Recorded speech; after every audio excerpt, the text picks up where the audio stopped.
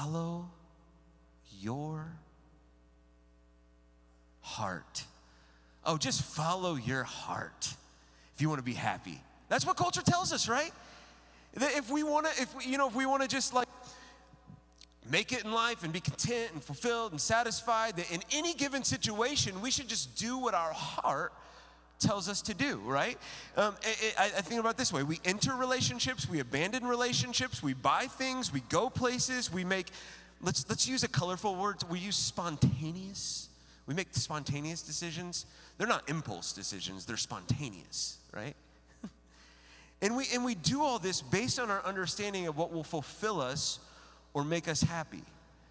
But I always love, and I always did this as a youth pastor, but I love that verse in Jeremiah, the book of Jeremiah, that another prophet in the ancient nation of Israel, verse 9, Jeremiah chapter 17, verse 9, and he says this to the people at the time. He says, the heart is deceitful above all things and beyond cure. Who can understand it?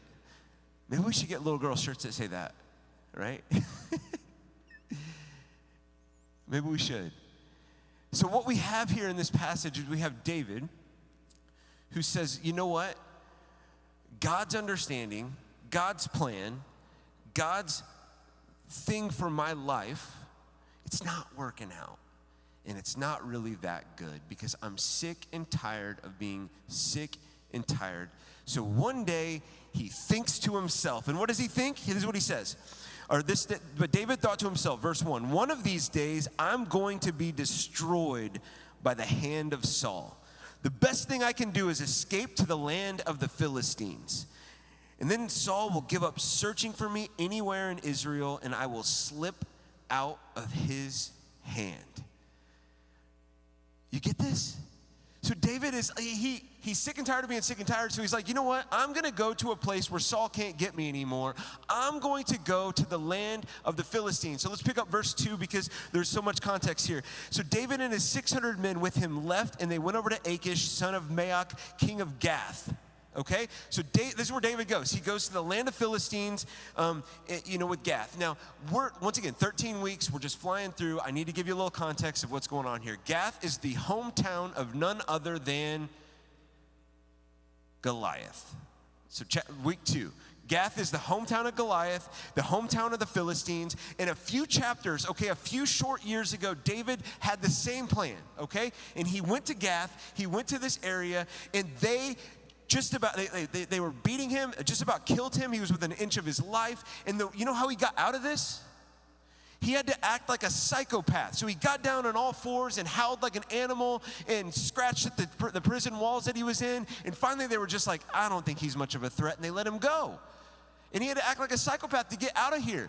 And now he goes right back to the enemy territory, right back to the enemies of the Israelites at the time, right back to the wicked, disgraceful, despised people at the time. He goes right back to the Philistines in chapter 27 because he's sick and tired of being sick and tired. So he thinks to himself, I'm going back to this land. I'm going back to the enemy territory. It's happening. And I was thinking about this, and let me just give you the second note. God's plan for our lives is greater than escaping our current chapter, right? Because I think so often we get into a place in life where we're sick and tired of being sick and tired, and we do everything we can to escape it, don't we? I mean, your fix a choice, your numb out feature of choice, your distraction of choice, your relationship of choice.